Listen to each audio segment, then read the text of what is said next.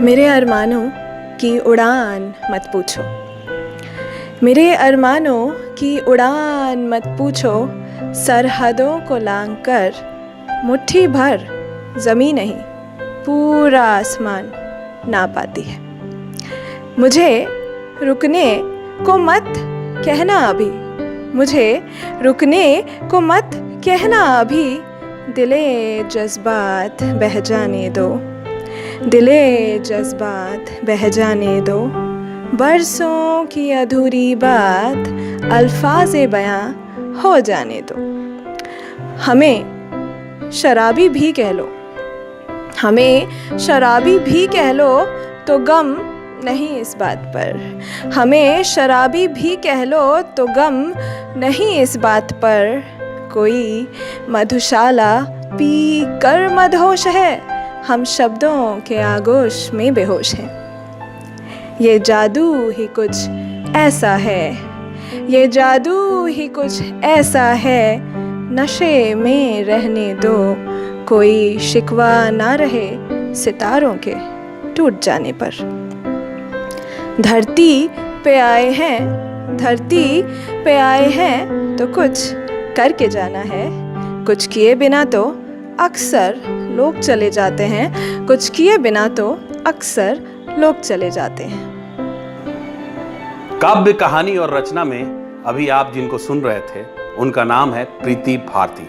आइए हम प्रीति भारती से मिलते हैं और सीधे जानते हैं कि आखिर काव्य रचना और जो कविता है उसके बारे में विचार कहाँ से। मेरे साथ हैं प्रीति भारती जी।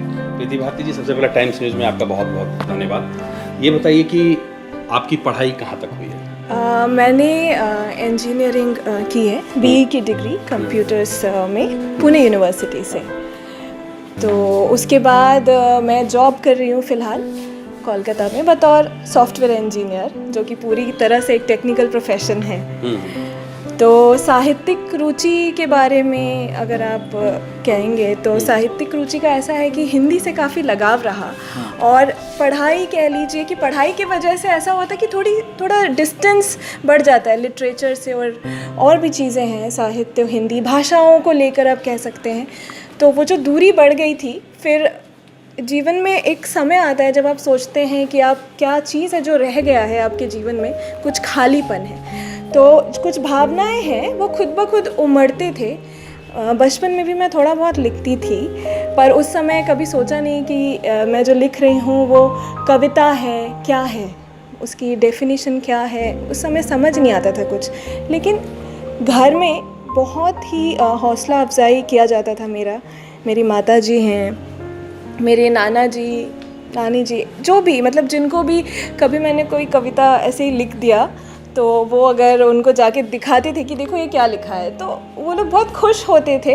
तो मुझे लगता है वो मन ही मन एक कॉन्फिडेंस का जो लेवल था वो काफ़ी बढ़ गया था कि मैं अगर जीवन में कोई डिसीजन लूँगी तो मेरे पेरेंट्स का सपोर्ट रहेगा। तो जब मैं जॉब करने लगी तो क्योंकि 9 to 5 ये जो क्लॉक होता है, तो कहते ये आपका जॉब है, हर कोई कुछ ना कुछ जॉब कर रहा है, एक सीमित समय होता है। लेकिन उसके बाद भी लगता था और कुछ है जो करना चाहिए। और इसी क्रम में शायद मेरे दिमाग में खुद ब खुद मतलब इतनी तरह के विचार आते थे, और वो विचार मतलब आप कह सकते हैं कि मजबूर करते थे कि मैं उसको कलम लेकर लिखूं, या आज के ज़माने में हमारे पास लैपटॉप है तो लैपटॉप पे टाइप करूं। और पिछले वर्ष मैं एक साहित्यिक समूह से जुड़ी, जो कि आगमन संस्था है, उसका नाम है।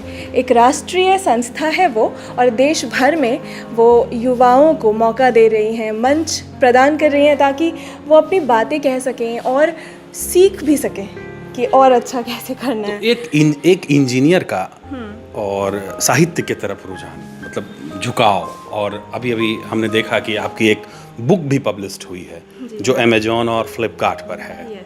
तो कैसे हुआ ये? आपका बैकग्राउंड इंजीनियरिंग, साहित्य की तरफ बुक पब्लिश करना, प्रीति भारती इंजीनियर से साहित्यकार कैसे बन गई? आप कह सकते हैं कि एक ख्वाहिश, कभी जो दबी हुई ख्वाहिश कहते हैं ना, कि मैं लिखना चाहती थी लेकिन कभी इसको ये सोचा नहीं कि लेखन क्या एक प्रोफेशन हो सकता है।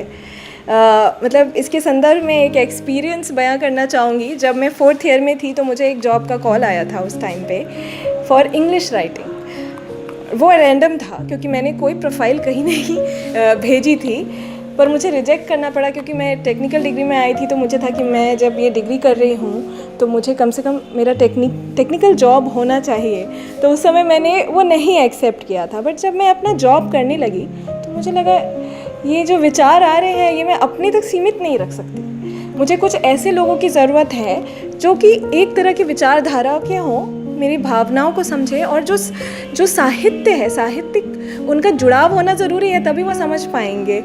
तो उसी क्रम में कुछ तो फेसबुक पे मैं कभी कभार जब मन में कुछ ख्याल आते थे तो मैंने सोचा चलो फेसबुक पे शेयर करते हैं। कुछ दोस्त हैं ऑल ओवर इंडिया के फ्रेंड्स, क्योंकि मैंने पुणे से डिग्री की है, इवन जो मराठी फ्रेंड्स थे और जो मेरे यहाँ बिहार के दोस्त हैं, सब ने बहुत अप्रिशिएट किया है। मतलब क्योंकि भाषा जो है हमें सशक्त बनाती है, कभी भी वो रुकावट का काम नहीं करती है। भले ही वो हिंदी में नहीं पढ़ पाते थे, जब मैं उसको इंग्लिश में, कई बार इंग्लिश में भी वहाँ पे टाइप करके मैं लिखती थी तो बहुत प्रोत्साहन मिलता था। और एक समय ऐसा आया कि जब मैं मंचों पर जाने लगी, मैं एंकरिंग भी करती हूँ जाके, तो ये सब कह सकते हैं कि जो एक इच्छा, जो रुचि थी और इच्छाएं थी, वो धीरे धीरे ईश्वर की कृपा कह लीजिए, कुछ भी, उन सभी लोगों से मुलाकात होने लगा, जो कि मेरा रास्ता कह सकते हैं आसान होता गया। और साहित्यिक मंच जब मैं आगमन से जुड़ी, उनकी पब्लिशर है, तो उनके थ्रू मुझे समझ में आया कि मैं अपनी इन रचनाओं को एक संग्रह के रूप में पेश कर सकती हूँ। तो उसके बाद एक मेरे लिए एक चैलेंज था ये खुद में, क्योंकि कहते हैं आत्मसंतुष्टि वाली बात होती है। नौकरी कर रही हूँ, सब है, लेकिन एक कहते हैं ना, नींद आती है रात को, मतलब सुकून वाली नींद, तो वैसी ही बात है। और भगवान की कृपा से और माता पिता सबके आशीर्वाद से ये मुमकिन हो पाया है कि आज ये किताब मेरे हाथ में है और लोगों को मेरी कविताएं अच्छी लग रही हैं, जो कि बहुत एक सुखद अनुभव है। कोई, मतलब मैं बहुत लोगों को जानती भी नहीं, और वो मेरे YouTube पे वीडियोस देखकर मुझे कई बार मैसेजेस आते हैं कि यू आर डूइंग गुड, आप अच्छा कर रहे हैं। और मुझे लगता है कहीं ना कहीं हम सभी, ये जो पॉजिटिविटी है, हम अकेले आगे नहीं बढ़ सकते, हमें ये बांटने की ज़रूरत है कि हर कोई आगे बढ़े। तो मुझे लगता है ये एक साहित्य मेरे लिए एक ज़रिया बना है कि मैं जीवन में खुद के साथ और लोगों को साथ ला सकूं और हम सारे लोग मिल के ग्रो करें। मतलब एक फैमिली हो गया है, आप कह सकते हैं। तो साहित्य में अक्सर देखा जाता है को जो साहित्यकार होते हैं, हाँ, तो एक किसी न किसी विचारधारा से प्रेरित होते हैं। हाँ। तो प्रीति भारती की कौन सी है विचारधारा, किस तरफ जा रही है? पहली बात, जो मेरी अधिकांश कविताएं हैं उसमें ज़्यादातर जीवन में आगे कैसे जाना है इसको लेकर है।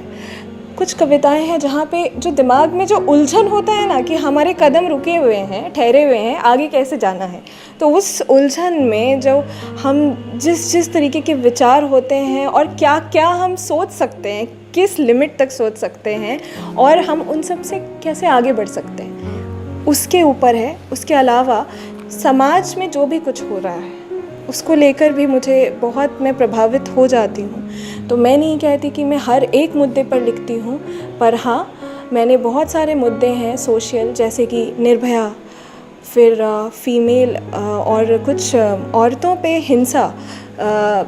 जब मैं वो किस्सा याद करती हूँ तो मुझे बहुत बुरा लगता है खुद में। तो मेरी 2 कविताएं हैं जो कि औरतों के ऊपर हिंसा और निर्भया के ऊपर है, जो मुझे पता है कि अगर आप पढ़ेंगे तो आपकी आंखों में आंसू ज़रूर आ जाएगा, क्योंकि आंसू नहीं चाहिए हमें। हम समाज को कैसे अच्छा कर सकते हैं कि हमारी महिलाएं आगे आएँ, अच्छा करें, क्योंकि ये समाज हम सबसे हैं, महिलाओं से, पुरुष से। और जब हमारे समाज में वो पॉजिटिव इन्वायरमेंट रहेगा तभी हम सब ग्रोथ कर सकते हैं और हमारी कंट्री एट द एंड, हमारा स्टेट बिहार सब कुछ ग्रो करेगा। तो एक पॉजिटिविटी है ज़्यादातर कविताओं में आपको एक सकारात्मक सोच मिलेगी और मैं चाहती हूँ कि अगर एक इंसान भी अगर एक कविता के माध्यम से अपने जीवन की उलझनों को मिटाकर आगे बढ़ सकता है तो शायद यही मेरे लिए एक सक्सेस होगा, दैट्स इट, या सार्थक होगा कह सकते तो हैं। युवा साहित्यकार रचना करती हैं, कविता लिखती हैं, आपकी पढ़ाई कहाँ से हुई है, कहाँ की रहने वाली हैं? मैं कटिहार की रहने वाली हूँ, कटिहार बिहार से। और मेरी इंजीनियरिंग की पढ़ाई जो ग्रेजुएशन है वो मैंने पुणे यूनिवर्सिटी से किया है और मेरी प्राथमिक शिक्षा कटिहार से ही हुई है।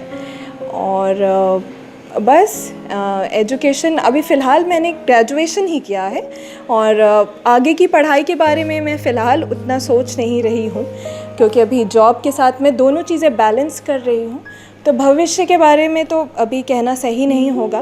फ़िलहाल मैं अपनी साहित्यिक रुचि के ऊपर ध्यान दे रही हूँ और मैं ख़ास तौर पे मैं भोजपुरी को लेकर अभी मैं सीख रही हूँ भोजपुरी भाषा। बिहार से हूँ और बहुत गर्व है मुझे इस बात पर। यहाँ पे बहुत सारी भाषाएं हैं। आप कह सकते हैं संजोग की बात है कि मेरे जैसे लोग, बहुत सारे ऐसे स्टूडेंट्स हैं जिन्हें इतिहास नहीं पता हमारे बिहार का, हमारी भाषाएं कितनी समृद्ध रही हैं। तो मैं इस पर काम करना चाहती हूँ, भोजपुरी सीख रही हूँ और अभी मैंने 4 पंक्ति भी लिखी है हाल फिलहाल में और मंचों पे मुझे प्रशंसा भी मिली है। तो उम्मीद है कि मैं निकट भविष्य में मैं अपना कुछ भोजपुरी में कुछ रचना करना चाहूँगी, तो ये मेरे लिए एक ट्रिब्यूट होगा। तो प्रीति भारती, आप इतनी कम उम्र में साहित्य की तरफ इतना रुझान, इतनी जानकारी कहाँ से आपने हासिल की, कहाँ से प्रेरणा मिली आपको? आप कह सकते हैं मेरे जीवन में एक पल ऐसा, हर किसी के जीवन में एक पल आता है जब आप सोचते हो कि अब आगे उम्मीद की किरण नहीं है।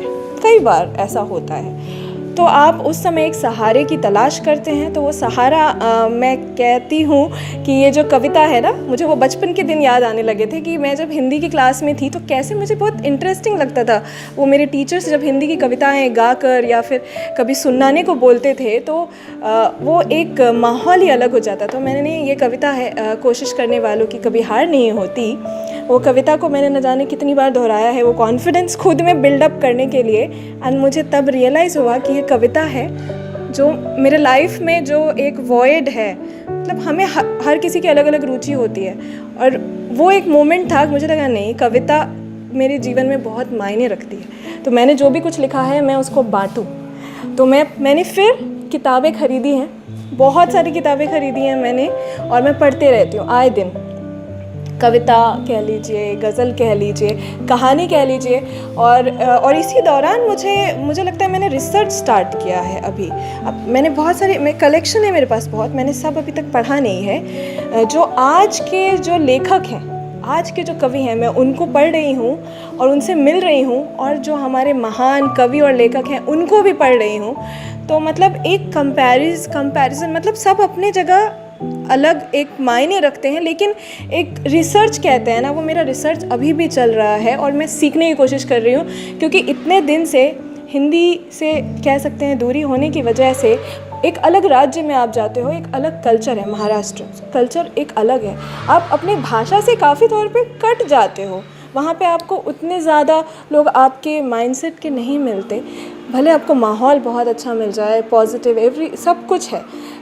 तो मैं वही चाहती थी कि मैं वापस से कैसे आऊँ, मेरा शब्दकोश कैसे पहले जैसा हो। तो एक चीज़ ये थी कि जब विचार खुद ब खुद आते थे तो मुझे शब्दों को लेकर कभी खोज नहीं करनी पड़ती थी, वो खुद ब खुद आ जाते थे। पर पढ़ना बहुत ज़रूरी है, सीखना बहुत ज़रूरी है, इसीलिए रिसर्च मेरी अभी भी चल रही है। उम्मीद है कि मैं और अच्छा कर पाऊँ क्योंकि ये सिर्फ़ एक शुरुआत है और बस अभी देखिए अभी आगे क्या होता है। अभी तो बहुत लंबा सफ़र है। तो अक्सर युवा जो है जिस एज में आप हैं दिग्भ्रमित हो जाते हैं, अक्सर युवा देखा गया है, तो उनके लिए आपका क्या संदेश है? मैं ये कहना चाहूँगी कि जो युवा होते हैं वो बहुत ही सेंसिटिव होते हैं, तो उन्हें हमेशा एक एक सोर्स की ज़रूरत होती है जो उन्हें गाइड कर सके, और अगर उनको वो गाइडेंस नहीं मिलता है तो वो भटक जाते हैं। पर आज की पीढ़ी जो कि सोशल नेटवर्किंग साइट की पीढ़ी है, टेक्नोलॉजी अपने हाथ पे लेकर चलती है, उन्हें स्मार्ट होने की ज़रूरत है।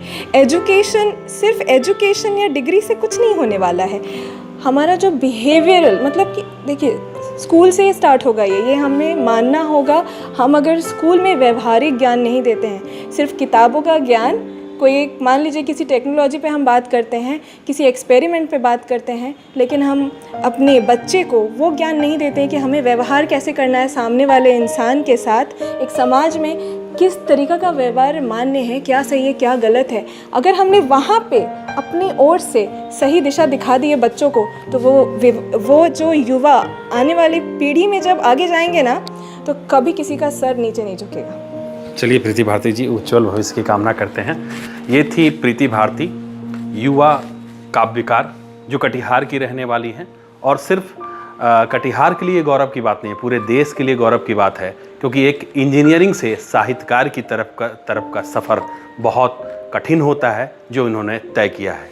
आज के लिए बस इतना ही, तब तक के लिए हमें दीजिए इजाज़त। नमस्कार।